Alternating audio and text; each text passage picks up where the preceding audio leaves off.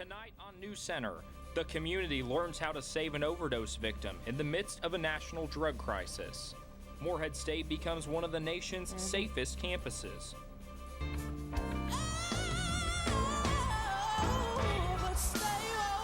And meet the Morehead student who took center stage on NBC's The Voice. All this and more now on NewsCenter.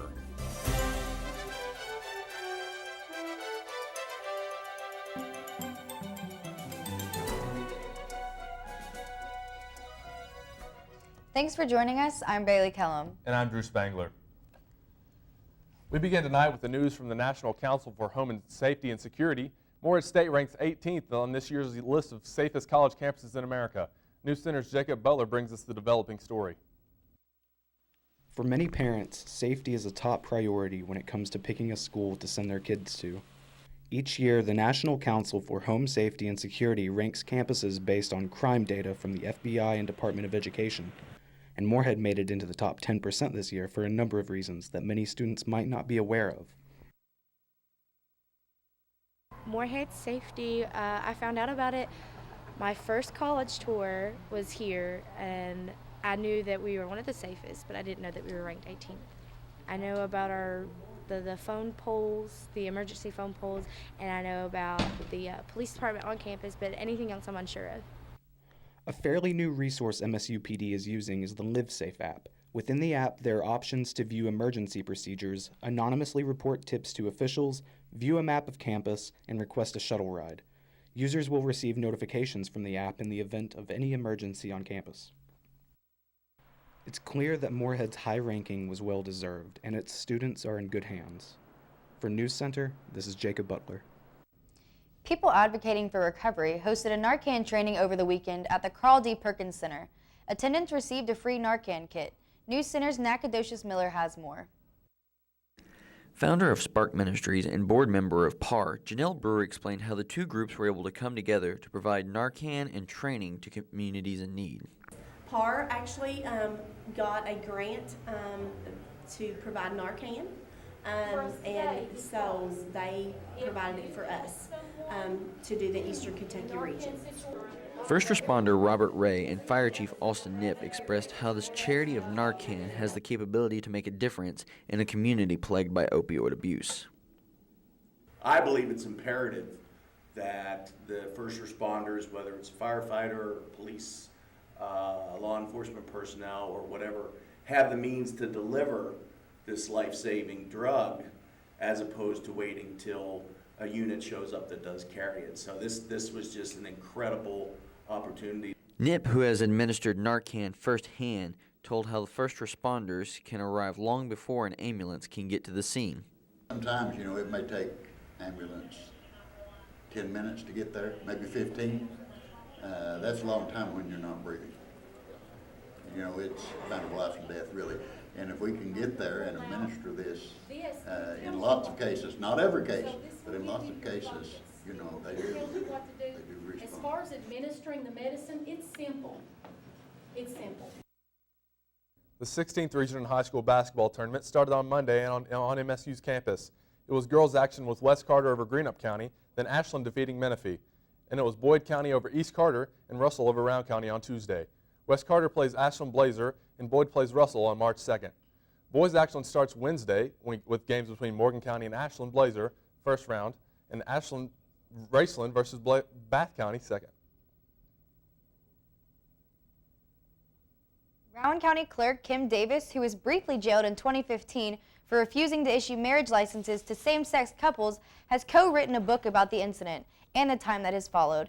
The book is titled Under God's Authority, The Kim Davis Story. It was co-written by John Amon and Matt Staver, a law firm who defended Davis following her arrest. Davis refused to issue the licenses, claiming it was against her religion to do so. Parents, administrators, and police were put on high alert after a threat was issued at Round County Senior High School on Monday morning. According to the Kentucky State Police, the threat was reported to administrative staff at the school and then placed the school on lockdown. Nearly 20 minutes later, the juvenile suspect was taken into custody. Police have not released the name of him and her because he is a minor. The Morehead News reports the juvenile was detained and charged after making a threat against the school on social media. The Round County Sheriff's Office said they are still investigating the situation, and more charges could have come in the following days. A Moorhead man is behind bars after police say he led officers on a chase, nearly running them over in front of Cracker Barrel on Kentucky 32 Saturday night. According to officers, 32-year-old John Hall was instructed to step out of his vehicle after not giving officers his correct name. As officers tried removing Hall from the vehicle, he sped off, nearly hitting 4 officers. Police say the pursuit took place on Interstate 64, where Hall exceeded 100 miles per hour. They then say he turned onto Kentucky 801, where he crashed. Police arrested him a short time later. Passenger Jenna May was also arrested at the scene. Hall faces charges including DUI, evading police, and wanton endangerment. He is being held in the Rowan County Detention Center. A Menifee County school employee is in jail after allegedly snorting pills in front of a class full of students. 41-year-old Cherish Renor appeared to be under the influence, according to the reports. According to students in her class, she snorted a line of crushed pills before leaning over the desk. Lenore was arrested on multiple offenses. Investigators say that Rendor's pupils were dilated. She failed a field sobriety test, and they found a white residue on her desk, and a tampon applicator was found in her bra that appeared to be used as a straw. During the investigation. Now let's go to Jack for a quick look at the weather. Jack, how do you feel about the weather today? Well, it's been rather gloomy, rather just all over yucky, icky outside today. It was just cold, rainy, gloomy, dark. As you can look at our live Doppler radar here, you can see on our radar that there is a lot of moisture in the area right now. All that's coming out of the northwest, believe it or not, as there is a big low pressure system that's pushing through at the moment, and that's going to bring a bunch. Can't talk. Many more chances for rain. Stay tuned. NewsCenter has more after the break. Hey, nice shirt. Where'd you get it?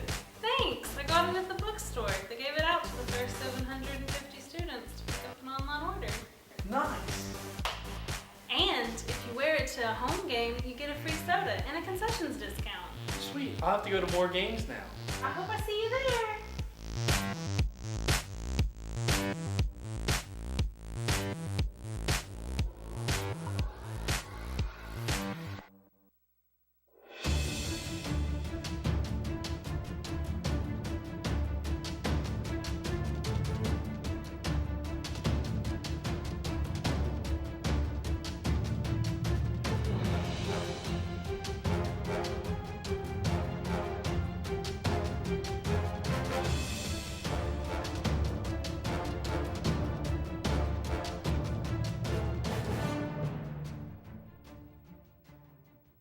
What are your strengths, weaknesses, any prior work experience?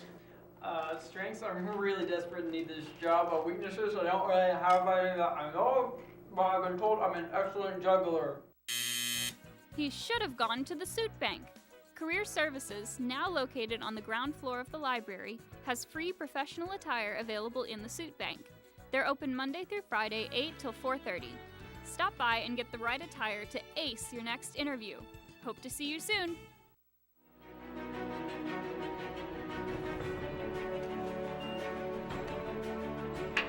Dang it. Got it. I know what to do.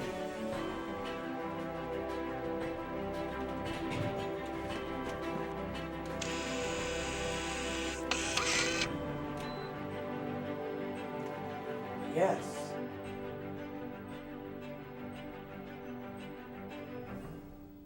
After many incidents this year involving school shootings across the country, Dick's Sporting Goods is one of the largest sporting good retailers in America, is no longer selling assault rifles in their stores. CEO Edwards Stack said on Wednesday on Good Morning America that it was time for them to take a stand following the events that have taken place this year.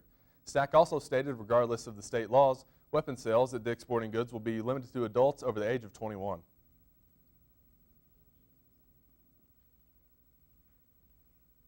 A bill designed to raise the age of purchasing military-style assault rifles from 18 to 21 has been filed for the Kentucky House. The bill was introduced by Democratic Representative Chris Harris. This bill will not ban military-style assault rifles, but will only change the minimum age someone can purchase the gun. This bill would not affect active duty military personnel and law enforcement. Harris stated the change is to make the Kentucky gun laws a bit more consistent, as you have to be 21 to purchase a handgun but can purchase an assault rifle at 18. Earlier this week, the KCTM hosted a Hungarian folk band. I was there and spoke with MSU President Jay Morgan and Hungarian musician Jolt and see what they thought of the experience. Earlier this week, the KCTM hosted a group of musicians from Hungary. This is really a wonderful opportunity for cultures to mix, for individuals with passions that align in music to mix.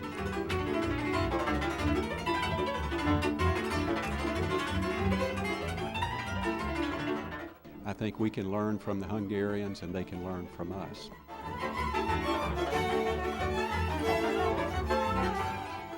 They're split up into two different styles of music, folk fusion and traditional Hungarian.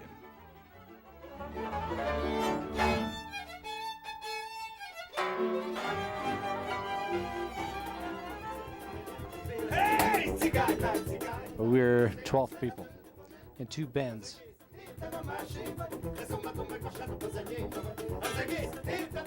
This is an important moment. We've been looking forward to it very much, and we've been working with many people for years to achieve this. Hungarian and KCTM musicians stood side by side, learning from each other's style of play. We're fascinated about this culture, and we spent a lot of time studying American music. Reporting for NewsCenter, Drew Spangler. One of the nation's best is among us, although you may not know much about his sport. Nick Oliver explains. Dalton Rigstraw has had the same routine for nearly 10 years, making the 40-foot walk to the other end, dusting off his tools, winding up, and delivering the pitch. The game of horseshoes is nothing new to Rigstraw. My grandpa brought me to a tournament, and he says, okay, keep score, play. It's your options. So I played. I enjoyed it, and been playing ever since. Since then, the 21-year-old left his home of Illinois to attend Morehead State. However, he didn't come empty-handed. He's racked up 2 state championships in Missouri and a world championship in Utah, making him one of the youngest professionals in the game. Was it love at first pitch? Sure. I would say so. I enjoyed it. That love has since transcended into traveling over 25,000 miles a year and bringing home the hardware every time. Whoa. It's a love for the game. If you're not willing to travel and if you're not willing to, go to these places and support them, ain't nobody going to support you back, and horseshoes will die eventually. As for the game itself, I wouldn't ask me for advice anytime soon. He says the game is no longer as popular as it once was. Right. It's definitely not. But he says the key is patience, something that can be hard to find in today's world. Horseshoes is a personal game, and you gotta know what you're doing. And I think most people quit because they can't, they can't keep up. They just don't think that they're good enough. As for this horseshoe pitcher, he says his career won't be ending anytime soon. I don't think I'll ever stop. For NewsCenter, you'll have to drag me to the grave to keep me to stop. I'm Nick Oliver. Dalton tells NewsCenter his hopes are to one day host the state championship of horseshoes right here in Morehead. Stay with us. When we get back, Nay Brown joins us with sports.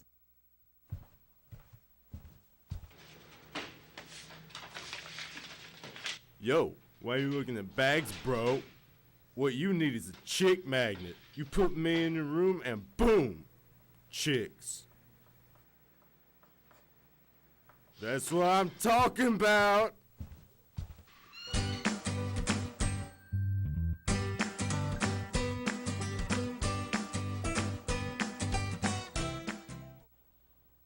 It never gets old, huh? Nope. Kind of makes you want to. Breaking a song? Yeah?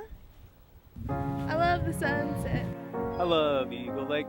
I love the forest. I love when Eagles play. I love the campus. And all its sights and sounds. Boom-de-yada, boom-de-yada. Boom-de-yada, boom-de-yada. I love philosophy. I love diversity. I love English. And all its weird words. I love the music. And all its melodies. Boom-diana, boom-diana, boom-diana, boom-diana. I love fraternities. I love sororities. I love to draw things. And all the athletes. I love Moorhead. It's such a pretty place.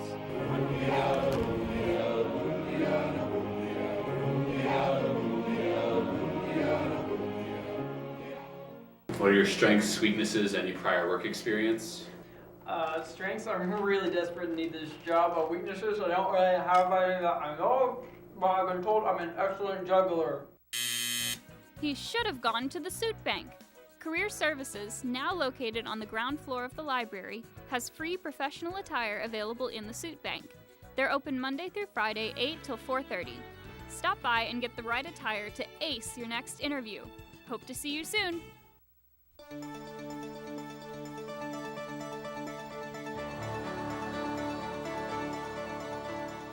Good evening, Moorhead. Jack Cottle here with your Moorhead weather update. It is currently 57 degrees and overcast outside. A little bit of wind blowing, not too terrible, not too terrible. Just don't get blown away. Our record temperatures for March were actually set in 2012 and 2015. Our record low was 1 degree, and that was set in 2015, while our record high was 85, set in 2012.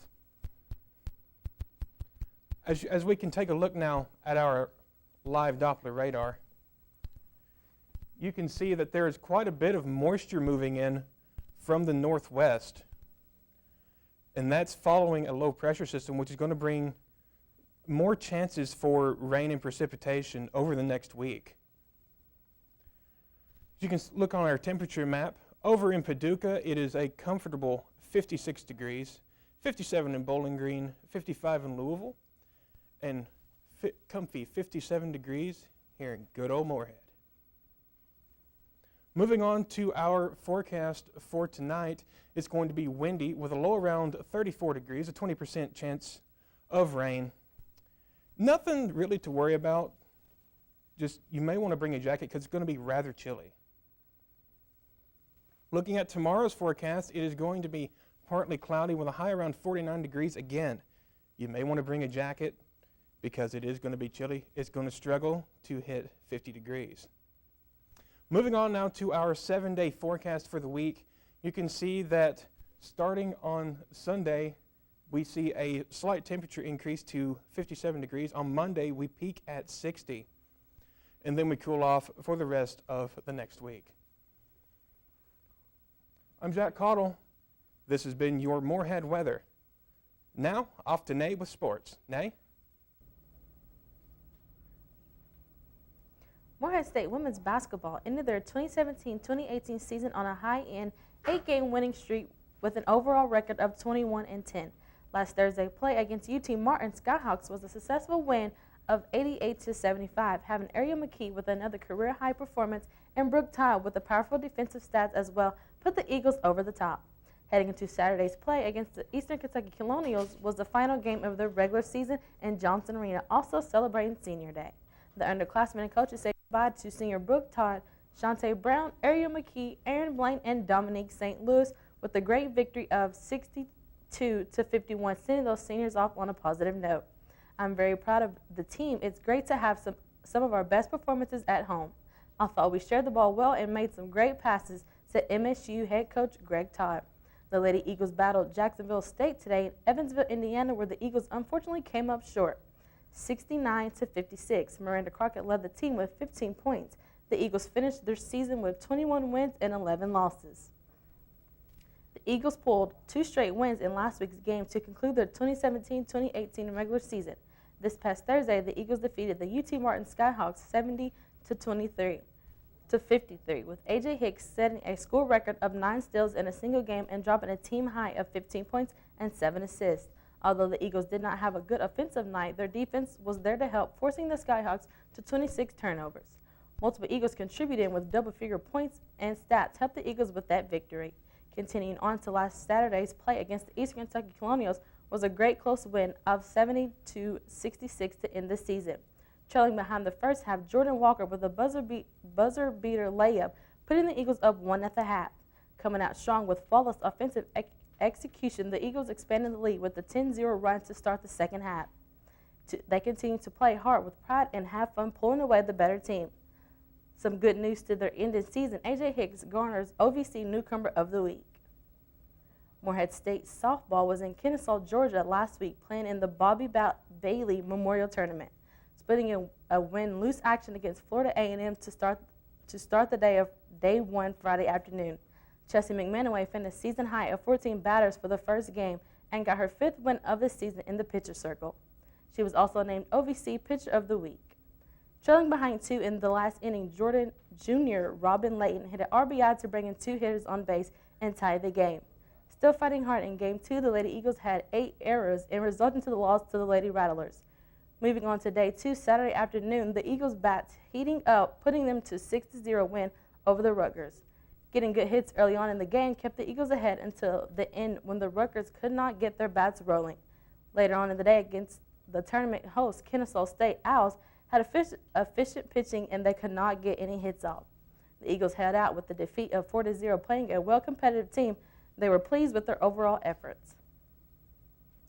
Morehead State baseball getting some wins early on in their season from last week's play. They went on a 3-game winning battle against the Alabama A&M. Pitching a tremendous night, 3 Eagles pitchers combined only gave up 4 hits while striking out 13 of Alabama's Bulldog batters. Senior pitcher David Caldron started off for the Eagles, tossed 7 scoreless innings. Also, senior J.C. Hatcher and sophomore Don Masula pitched to help the Eagles on their wins. Out of all 3 games, the Eagles scored 17 runs to Alabama's 1. As you can see, the Eagles were well prepared and came out hitting hard to endure these good team wins. They had fantastic game stats across the board, including strikeouts, RBIs, 0 runs, and a handful of hits.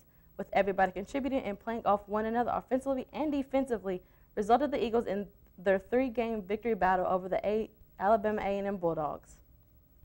Last Friday, Yahoo Sports published some documents releasing 3 University of Kentucky basketball players obtaining information on an ongoing federal investigation into a pay-to-play scandal in college sports. Former UK player Bam Adebayo, Nerlens Noel, and current freshman Kevin Knox was listed from the report. The article states the NBA agent Andy Miller and his associate Christian Dawkins of ASM Sports had meetings and meals with the players and their families since high school, while in college, and before turning pro. Given that Dawkins was paying for those expenses under the table of NCAA rules and could be an important distinction. NCAA President Mark Emmert released a statement stating, if these allegations, if true, pointing to systematic failures that must be fixed and fixed now if we want college sports in America. News conference saying that he has no relations with Andy Miller and his associates to provide any financial benefits to a current or former Kentucky student athlete, but will cooperate fully with the appropriate authorities. Sports reporter Miranda Crockett got to sit down and have a talk with Rifles' Ryan Henson. A freshman that is still practicing after the end of their regular season is getting prepared for the Junior Olympics, where he and 3 other teammates were selected to attend in April. My name is Ryan Henson. I'm on the rifle team here at Morehead State. It's my freshman year.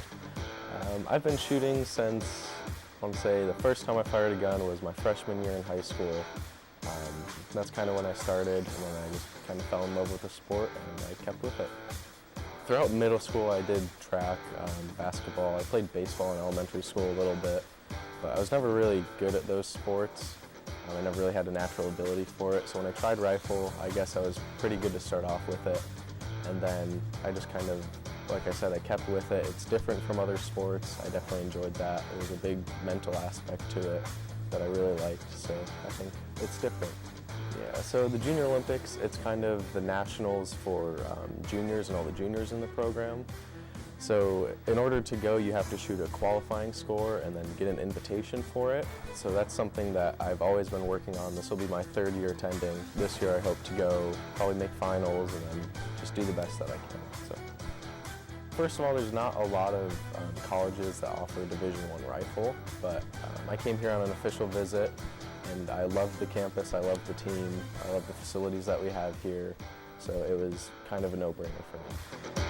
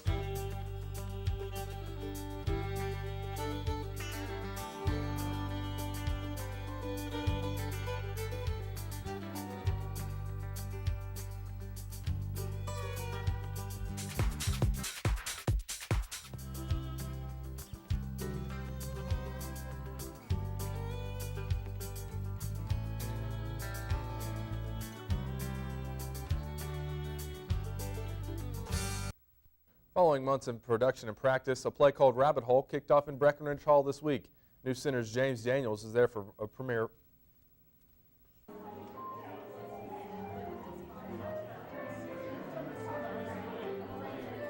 This week, theater majors have been putting on a wonderful rendition of a 2007 Pulitzer Prize-winning play called Rabbit Hole. You think this means she wants baby stuff for her birthday, maternity clothes or something? No, just wait for the baby shower. Get her what you were going to get. Good, because I was going to buy her a bathroom set.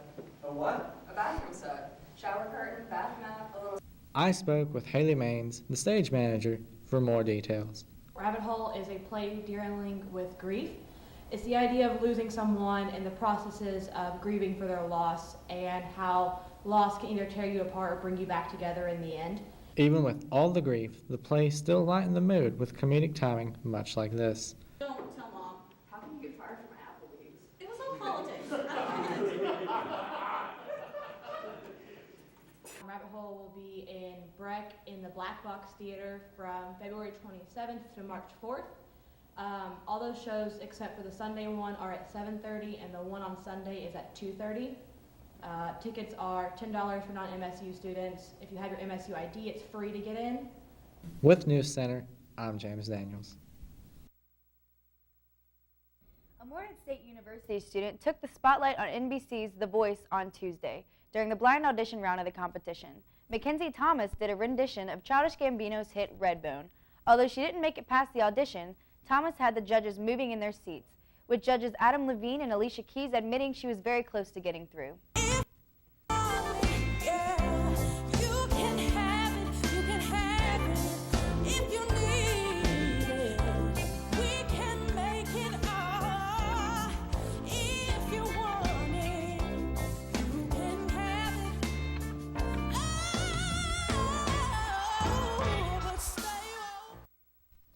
The Career Spring Fair is here, and students are encouraged to come out to Laughlin Health Building on March 6th from 10 a.m. to 2 p.m. to meet with real organizations and recruiters.